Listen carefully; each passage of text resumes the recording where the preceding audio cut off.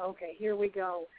So welcome, and I'm going to let you know that I do not have any of the lines muted, but if it sounds like there's too much background noise, although I highly doubt that that'll be the case, I'll just go ahead and mute the lines. But if you want to say anything, just feel free.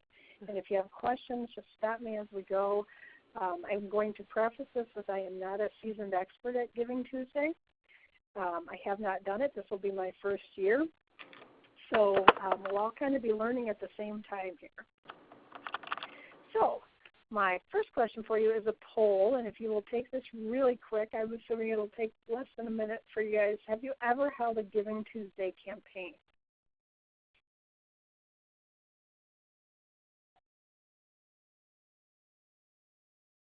Okay, so none of us have, so we're all in the same boat there. I have been doing a lot of research, though, trying to find out exactly what works and what doesn't. And the one good thing to know is that this will be the fourth Giving Tuesday. It started in 2012, so we're all just kind of learning, and there's some great resources online. I have them on the last slide, so you can take a look at them when you have a chance. And there's some step-by-step and calendars and things like that that are really, I think, would be really helpful in doing this. So it started in 2012 by this organization called 92nd Street Y, and I thought it was a YMCA, but it's not. It's just a foundation, or a nonprofit organization like ours that helps people. And they partnered with the United Nations Foundation and started this Giving Tuesday campaign to give people a day to give back to their favorite nonprofits. So, you know, they were kind of thinking, I'm sure you've heard it, the Black Friday sales when everybody's out shopping, and then you have Cyber Monday. Well, why not Giving Tuesday? So this year it is early. It's November 29th. So if you don't have it on your calendar yet, there's the date. So why bother with this? It's a big question as we look at some of our donors, and I don't know if you guys have the same issue with donors. A lot of ours aren't online. You know, you might have some that use Facebook and several that use email, but I haven't come across too many that use Twitter or any of that kind of stuff. And what they push is heavily Twitter-based, but you don't have to use Twitter. I would still suggest checking it out, get on, make yourself an account and look at it and see if it would be something that would work, you know, for your organization. But if not, use the methods that work for you. So this is just a little infographic with some statistics about Giving Tuesdays. The non-government organizations, 78% of them worldwide, say that social media is an effective online fundraising tool. Last year, they raised $116.7 million through 700,000 online donors. 1.06 million was through online donations. So not every single one of those, you know, there's $15 million that was raised offline. So there's still a great potential even if you don't use all the online social media. But what they're seeing is that it works. 62% of donors they surveyed prefer online giving. 21% of baby boomers are inspired to give to an organization based on posts they see on social media. And I'm guessing they're seeing them on Facebook, not so much through Twitter. 24% of your Generation Xers are inspired to give based on what they see on social media. And, you know, they're a lot younger, so you'd expect that. And the same with 43% of millennials are inspired to give on social media. They see something a friend posts, and they think, well, if that friend thinks this is a worthy organization, then I should support it too. So, you know, it's just kind of that networking, but with less of the personal interaction that you would normally have. But it does work. So how can we get started? Some things for you to think about are your successes. What kinds of things have happened this year that you want your supporters to know about? Any great accomplishments? You know, and so look at how many people have you served and what good you have done. How many people say that they're able to stay in their homes because of you? Start collecting your stories. Maybe you have some that you really like already, and you look at what kind of message is coming through your stories. What do you want your current and future donors to know? What do you think is the type of story that would make you want to donate and support an organization? And use that kind of ideas as you're pulling together your stories. And then get together your resources. whatever it is that's going to help you to tell your story. So it might be a picture, visual displays. I don't know so much about using infographics or videos. If you have the capability to put something on YouTube, a video is a spectacular way to get your story out. But take pictures of your volunteers in action. You know, if it's somebody who's driving, and I would guess you guys probably have the same service that's most requested would be transportation. So if that's your most requested and it's the thing that keeps people from becoming isolated and depressed, it helps people to improve their health just simply by having a ride to go grocery shopping or to the doctor. It's probably the biggest, most important service that we offer. So why not get pictures giving rides? You know, volunteers in the car with a client, and share that kind of information so people can see the impact of it. That because of their donation, Marion was able to get to the doctor for her, maybe her dialysis or her physical therapy, and now she's much healthier. You know, that kind of thing. So that's what you're looking for, is to show the outcome of the services that your volunteers are providing. Pull together your data. So how can you demonstrate that you've made an impact? What kind of metrics do you think would be good to share with your potential donors to make them see the value in what you're doing? So numbers of volunteers, number of people served, what kinds of things are you doing, like your volunteers hit 1 million miles this year, or they've driven all the way around the earth this year. You know, you look at the miles and calculate up what's been donated. But those kinds of things will help people to see the value in what you're doing. And if you can tell a personal story about a specific client and volunteer, it's far more likely to evoke the kind of response you want from your donors. They can relate to a single person like Marion, but it's a lot harder to, to relate to 500 people who really need your help, because I can help one, but I don't know that I can help 500 people. And then look at special moments. What makes this year unique or special in some way? Maybe it's your 25th anniversary of service, or 10 years, or 15, or Lori, for you being a new director, it's my first year here, let's make this momentous, you know, and use that as part of your campaign theme. So any questions on that at this point? Okay. The next thing you're going to want to do is develop your goals. So you want to look at maybe 1 to 3 goals for your organization. Since it's our first year, we're not going to set, you know, like 10 goals we're going to try to achieve. Probably more like 1 to 3. I'd say one or 2, so we can really focus on doing this well, and then next year build on that. So I might say, I want to raise $5,000 as a result of this. So that would be my goal, and how am I going to get to that? If I want to get more Facebook followers or more people on Twitter following me, or gain so many new donors, you know, that would be maybe the secondary thing, but I wouldn't go beyond that, because I think then you're just making it much more difficult and maybe more complicated for your first time through. So some idea of how much do you want to raise? Do you want to increase social media followers? Do you want to get new donors? Do you want to increase your average donation? Say your average donation is $50 per donor, and we want that to go up 10%. So we want the average donation to become $55 per donor. And so you would have to know that information ahead of time and then work to increase that. And all of that is just simply done by how much you ask and what's the dollar amount you're suggesting. Maybe you're looking to retain a certain percentage of your donors. It says 2013, probably should say 2014 donors, or 15 if you're looking over a span of 2 years. And then to increase advocacy. That's one I think might be a little bit harder for this type of a campaign, but it's a suggestion. So now how do you measure your success? Identify your key metrics, things like the total amount donated overall, the number of social media shares, and on Facebook you can get all of these statistics. It provides all this for you. Your average donation amount, the number of donors, how many were first-time donors? And they found out about you because of your efforts with Giving Tuesday. How many were repeat donors? How many increased their amount? What were the click-through rates, maybe through your emails, your website, through Facebook? You know, if those are pieces of information that are important to you, that would be the kinds of thing you're looking at. I would look at total amount donated, average donation amount. I'd look at the total number of donors who participated in this. I would look at, of those, who are first-time donors, who are the repeat donors, are any of these donors somebody who had left and had not made a donation in the last couple of years, but then came back, and look at what kinds of reasons was it that got them involved in this particular fundraising event, because that's essentially what it is.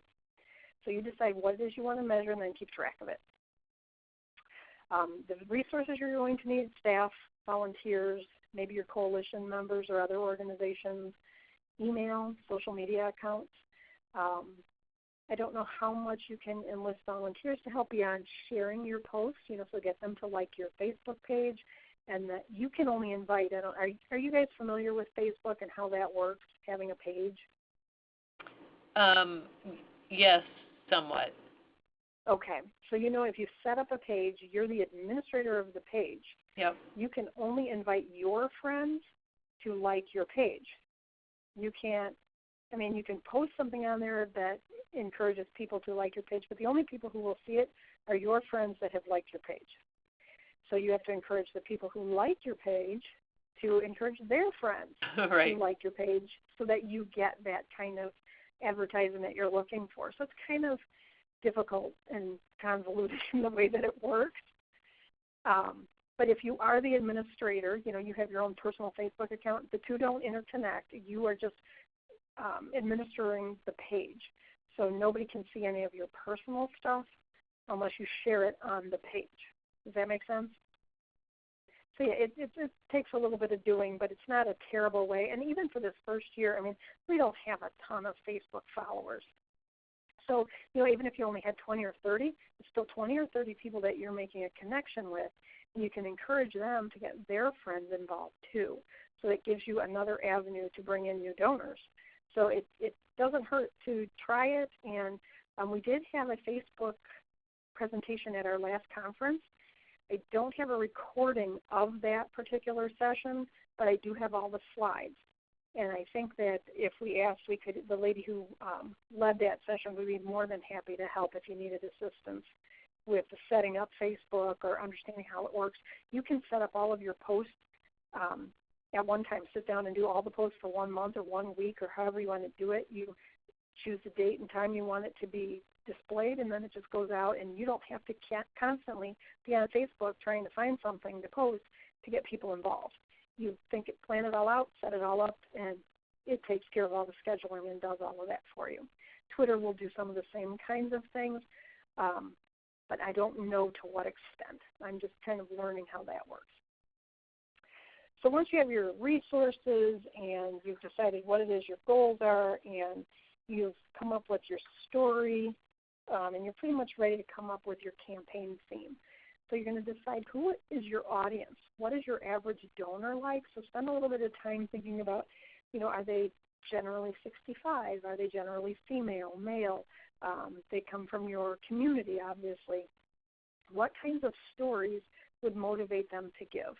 How do they find out about your organization? What is it they like about what you do? And try to tailor your theme around those kinds of ideas, because you're trying to entice those people to be involved, to do something, whether it's donate, volunteer, tell other people about you, whatever it is. Use that information that you've put together to determine, who your audience is, what your messages are going to be, to find things they have in common, and what you know about people who might not already be following you to become donors. What kinds of information would they be able to share between the two that you could use in your theme to get people involved? You could send out a few surveys or call people, a handful of your donors, and ask why, if they have given to other organizations on Giving Tuesday, and if they have, why, what made them do that, and that might help you to tailor your campaign. You'll also be more successful at reaching new audiences if you better understand what drives your base of supporters. So knowing why they give to you, why they support what you do, why they have participated in Giving Tuesday in the past will help you a lot to put this all together. So just some basic things. If you took your existing supporters, who your donors were, and you listed out what you know about them, their interests, their age, any kind of demographic information you might have. If they've only given to you, their giving habits would be once a year, monthly, with every event, a specific event, whatever that is, kind of put that together and see if you can come up with a picture of a typical donor. And then for your new supporters, you're going to think about what would get people involved. Who are the people you're trying to target? They might not be the same age demographic as your existing supporters. They might be something like millennials, who's much younger in their 20s and 30s, and you're thinking about how do I get more of those people involved. So you spell that out and keep that all as part of your plan. And then you're going to decide how are you going to reach your donors. Is it going to be primarily email? Will you use a paper newsletter or an email newsletter? Are you going to do something on your website, create a landing page that's like your Giving Tuesday go-to spot for making donations? Are you going to reach your donors through events that you have coming up now between now and Giving Tuesday? If you have a blog, maybe you want to put something there, or there's one that you participate in, maybe you share an article every once in a while.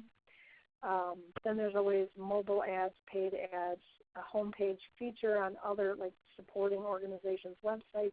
Maybe a congregation or somebody who supports you would say, support this organization on Giving Tuesday and put a link to your website, if you can do things like that. And then there's video using external websites like Giving Tuesday itself, newspapers, other publications.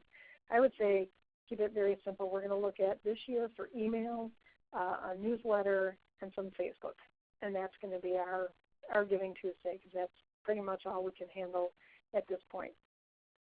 So any questions yet? Okay. So planning your campaign. 6 weeks out, they suggest you start planning. I suggest with this being the first time around, we start now. Give yourself an extra 4 weeks or maybe a little bit longer to get everything together, to figure out what you want to do. You're not sweating at the last minute trying to figure out what your plan is. And if you use Outlook and you're going to do just a simple email campaign and send out emails with stories and pictures and stuff, you can schedule all of those with Outlook too. So you can set all of that stuff up now, and then it'll just automatically send them on the date that you've specified at the time you've specified, so you don't have to be doing this on a daily basis, which would be, to me, stressful and overwhelming. So you can plan it all out before you get into year end and everything starts to go kind of crazy. You can get all that stuff set up and out of the way. What you want to look at is what do I need to be doing during each of these weeks, I would say start right after Labor Day and develop your plan, set your goals, decide what exactly it is you want to accomplish, and then what are the action steps you need to take to accomplish each of those goals. Write it out on paper, stick it on the wall, so it's a constant reminder of what you need to be doing.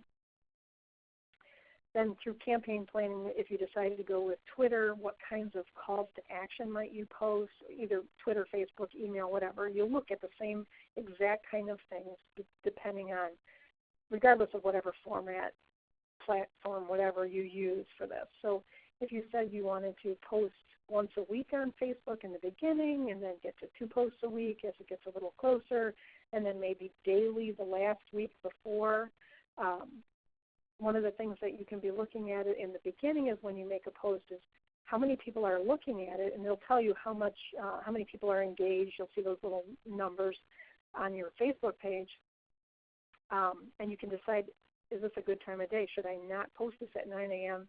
Maybe 4 o'clock is a better time. More people are seeing it.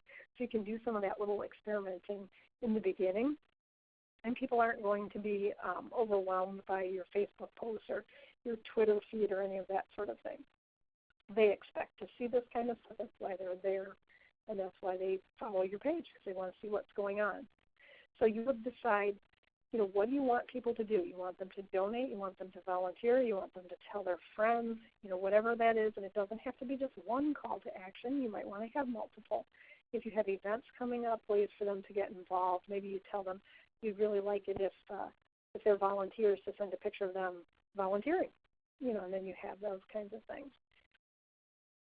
And then whatever dates you think would be most important to get things out on your Facebook and your email, through the snail mail even, what would work the best. I have another little questionnaire for you here. Have you ever used Twitter? Could you take a second and answer that for me? Okay. So nobody has used Twitter. It's not difficult. Shouldn't be afraid of it. It'd take a little time to figure out where things are. but it is not hard. Would you like me to show you? I can show you my Twitter account. And I just set this up a couple of weeks ago, so nobody's following me. I don't have a specific page, but I've looked up some other ones. Or would you prefer to spend some time looking at it on your own?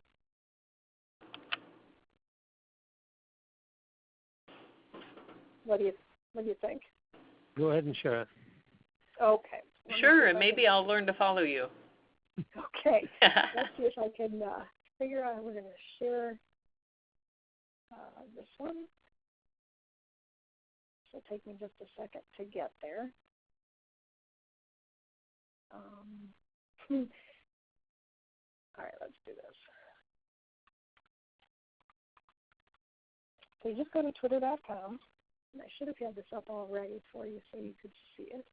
And you sign up. Can you see the page right now? It says at the top, what's happening, big orange box. Yep. Okay. So you click on log in or sign up if you don't have an account. Oh, I have to type my whole thing here. Here we go. And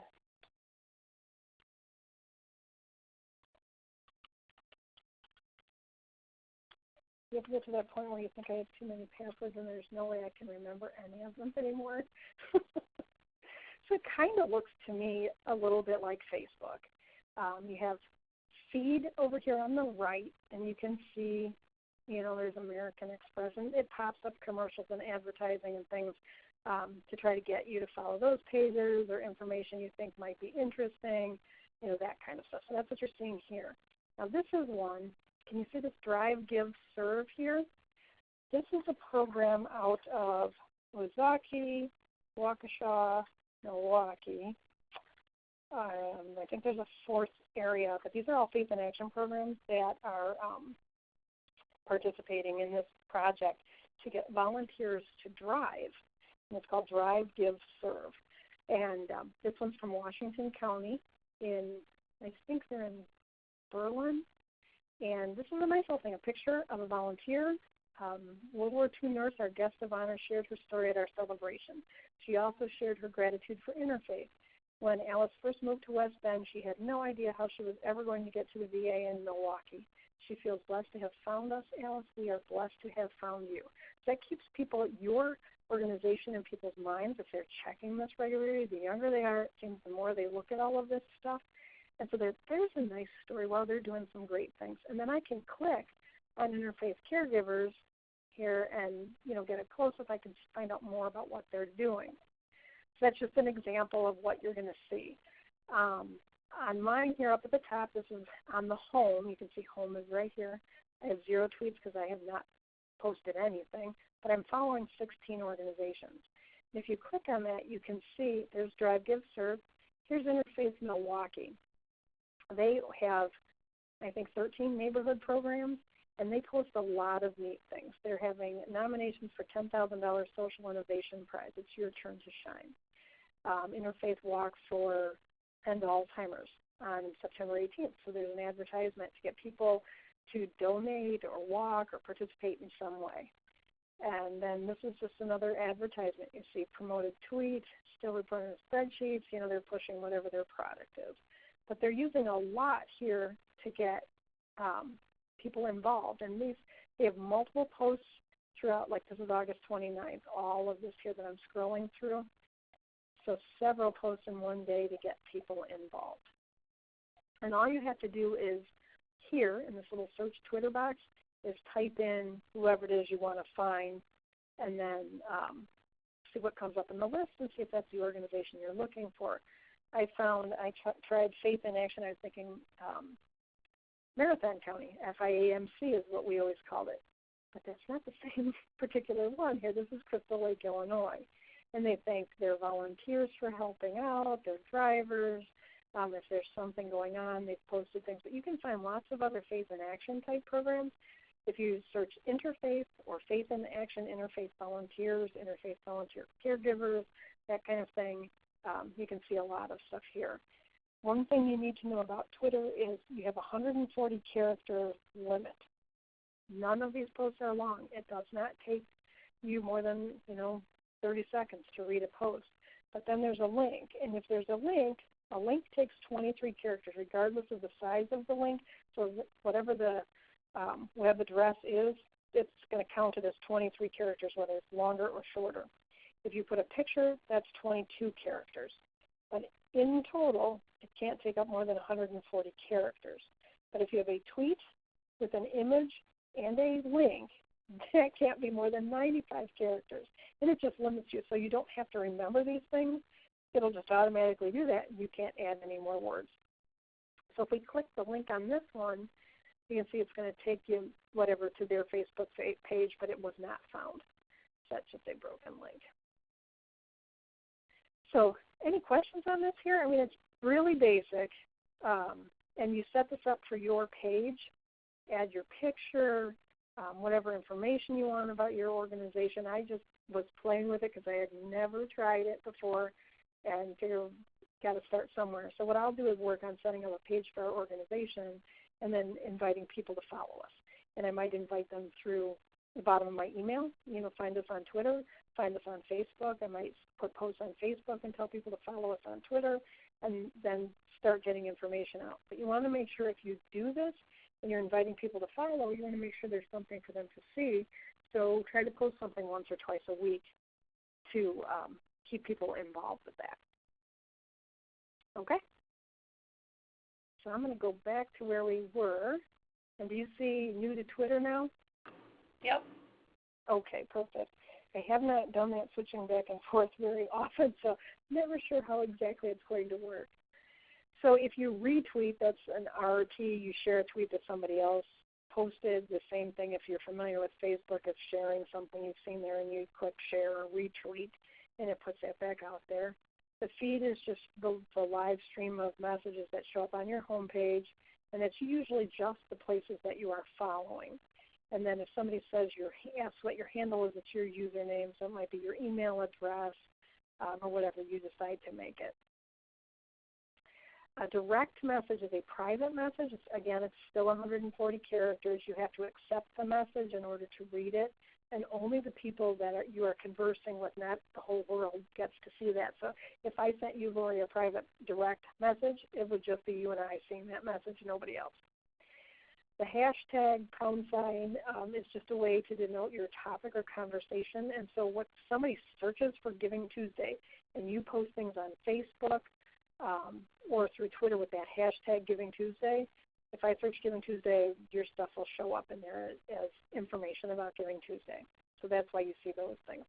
Hashtags can be anything, like they show here The Bachelor to President of the United States.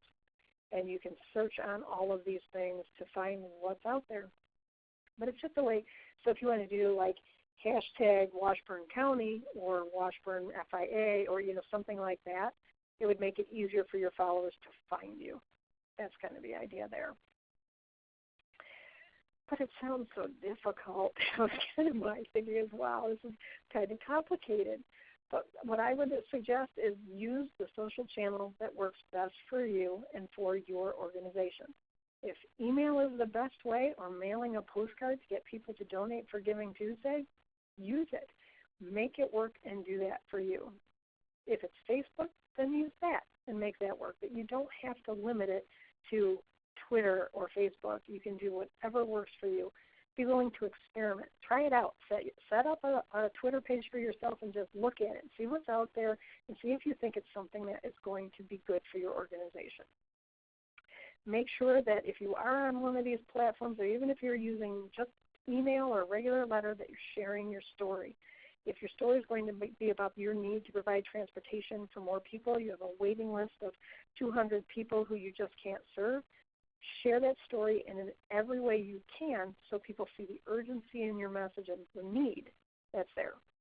And then you just make your post shareable. So if it's a picture, it's really easy for somebody to click share, and that shows up to their friends and so forth and so on. And remember that social media is a two-way street. It's a conversation. You want to get people engaged in working with your organization, and the best way to do that is to, just by talking to people, and you'll make those connections and get more people involved. Be consistent with your brand. So if you have your logo and you're using that, people recognize that in your community. They know, hey, that's Faith in Action, that's Interfaith. keep using that and use that with all of your pictures, all of your posts, everything, so people see it. It's just like that McDonald's Golden Arch. Whenever you see that, you know that's McDonald's. You know exactly what to expect, what you're going to get. You want the same thing to work with your organization. And then probably the most important thing you need to post is your call to action. And that could be, you need volunteer drivers and you're asking for that. It could be donate $25.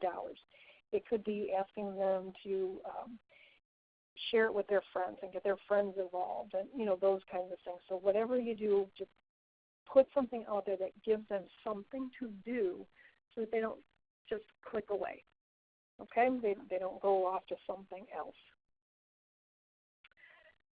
Know who your audience is when you're making your posts, your emails, your letters, whatever it is you're sending. Make sure that the content is relevant, that you're telling them why they need to be involved, why me and why now, why do we need your help, why are you so important, what are you making possible. Keep it simple. Make your action easy to complete. If it's click here to donate, that's simple. Or download the volunteer application, email it back to me. Whatever it is, just make it as simple as you possibly can. Content marketing is really about broadening your reach by creating content that's designed specifically to attract and engage, not just to get somebody to notice you, but also to become involved, a clearly defined audience of supporters. So whether it's the 30-somethings or the 60-somethings, it's geared at that group of people that you know is interested in your mission. Create urgency. If you can't capture attention right now, then you may have already missed your opportunity. So emphasize why now? Why is this so important? Why do we need your help? What is their help going to allow you to do? Provide 200 more rides, rake more people's yards, whatever it is, just make sure you're being specific about those things. Invite your supporters to help you reach the goal. That's an action that they're taking, trying to help you get there, and then display, if you're trying to reach 200 donors, let's say, or I don't know that I would put 200 donors, maybe 200 volunteers raking yards.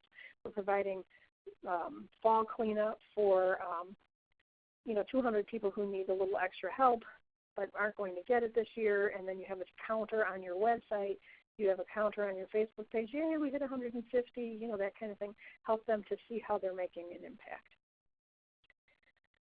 In the calls to action, here's just some ideas. You can comment, ask them to comment on your blog post, sign a petition if that applies, click to send an email to a political figure. These are just some basic ideas from the Giving Tuesday website. Like us, follow us on Facebook, Twitter, what have you. Sign up for our email list or email newsletter. Invite your volunteers or other people to share a picture. Tell a friend about what they're doing. Why are they involved? Why did they choose your organization, or how they can get involved, or that your organization is helping seniors. And, gee, it would be really great if you could help out too, or invite them to make a donation. And you can invite them to do more than one thing, but don't make it too many things all at one time.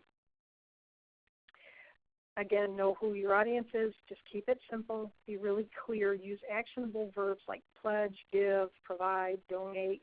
Provide 10 rides. Provide yard raking. Provide whatever it is. And then tie your call to action directly to the impact of the donation. Your donation of $50 allows us to provide transportation for 5 seniors to a medical appointment or grocery shopping or whatever. And be compelling. Get people to act with this by giving. I'm sorry, I cannot speak. Compel people to act by giving a deadline.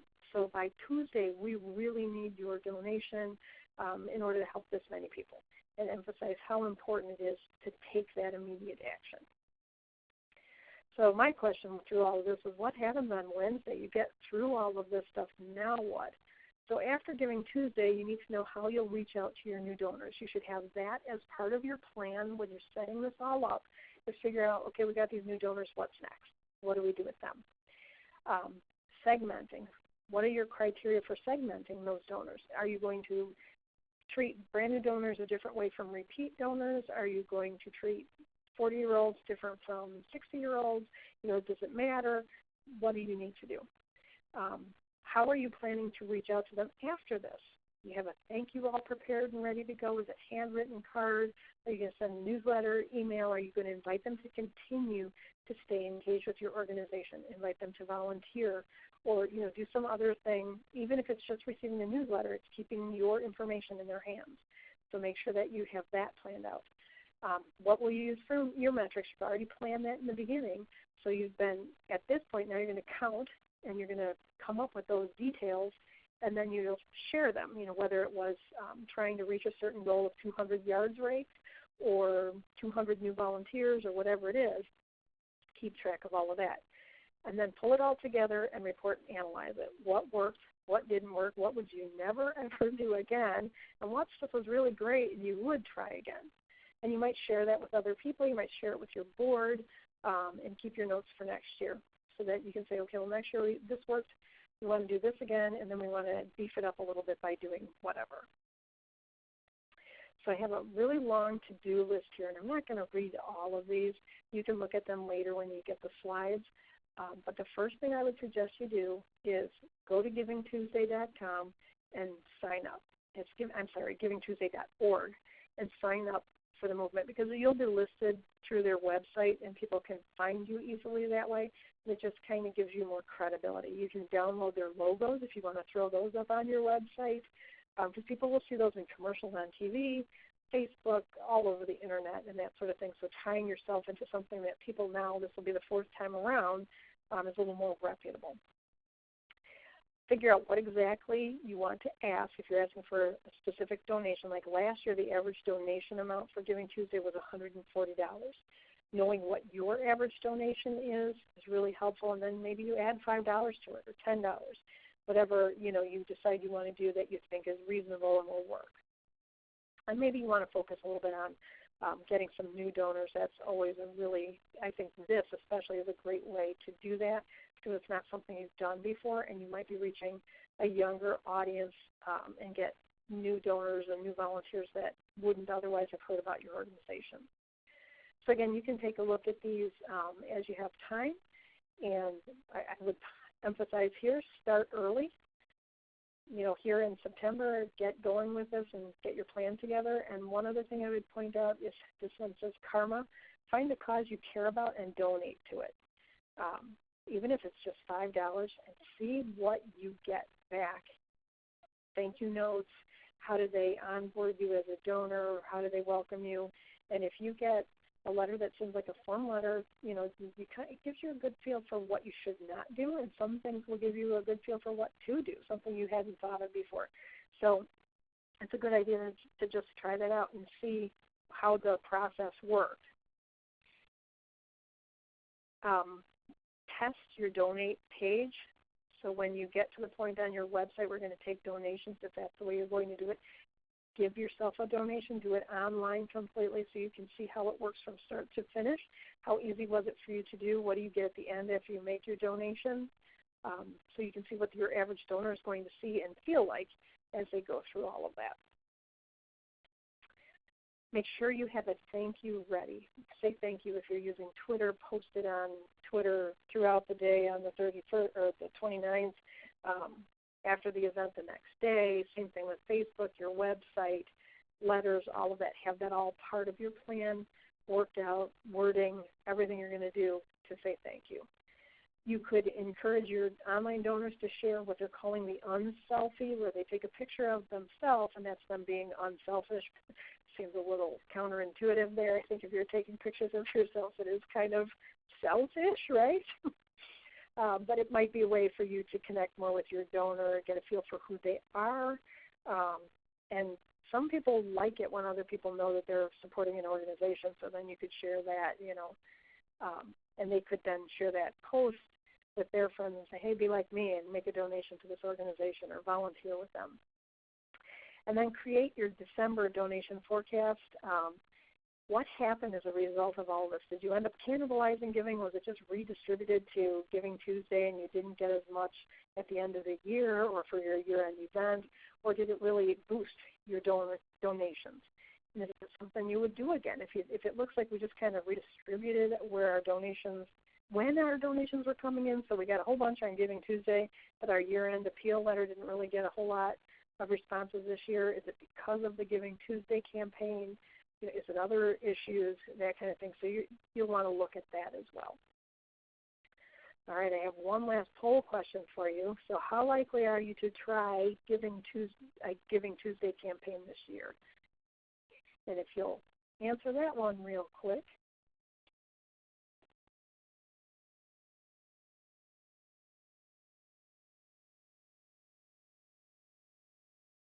Are you guys still there?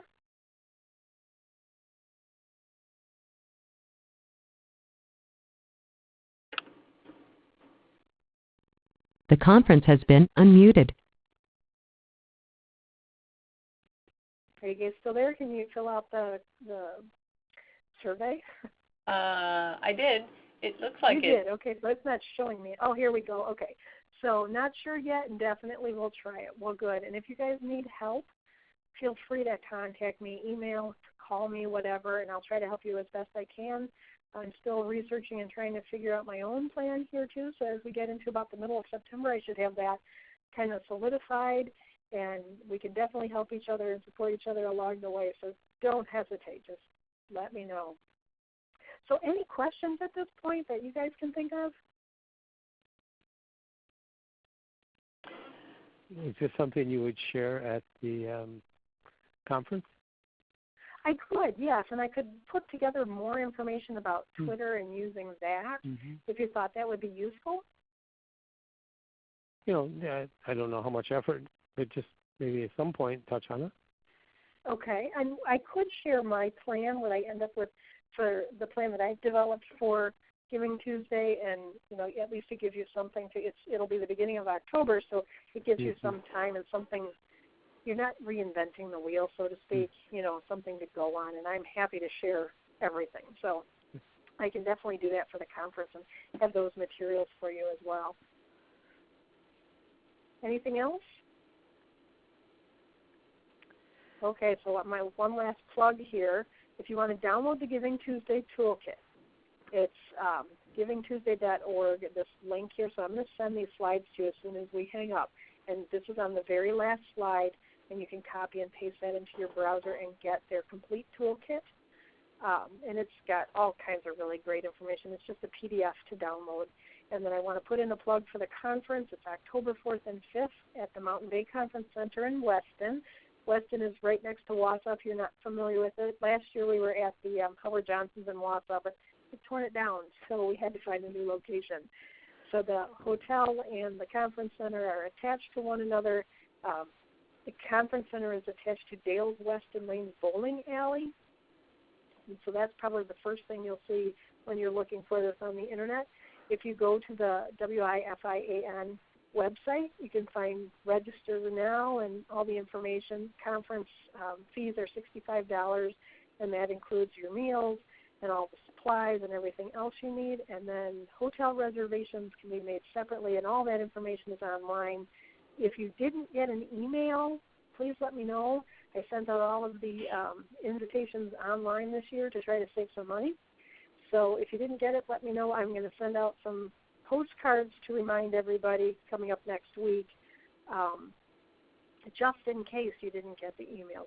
Nothing got rejected, but, I never know if it ends up in your spam box or what happens. So, so that's it. So if there aren't any other questions, start thinking about it, working on your plan, and if you think of anything in the meantime, like I said, send me an email or call me, and I'll be happy to help out, and then I'll bring along some information to the conference. Sounds good. I think right, I went great. from I can't remember what a Giving Tuesday is to, oh, yeah, now I remember, and why not try this technique? So, yeah. Yeah, exactly. Yeah, and it can't hurt. That's kind of the way I look at it. And if you have enough time to put it together, even if it's on a small scale and you're just going to send emails to 50 people, right, it's still worth a try. Yeah. Because you might end up with more money you had than before you started, and that is worth it to me. And just a reason to get your name out in the paper again, right. Well, and if nothing else, if you're just getting your name's out in the paper and people are seeing these emails or whatever it is, and they're remembering you, then when you send out your annual appeal letter, they're like, oh, yeah, I meant to give them something. Right. So you're just kind of reminding them that you're there and the good you're doing, and it's a spectacular way to keep your organization in the front of their mind. Yep, love it. Great. Okay, thanks, Colleen. Great. Well, have a great afternoon. You're welcome. All right, you too. Thank Bye-bye. you. Bye-bye. Bye-bye.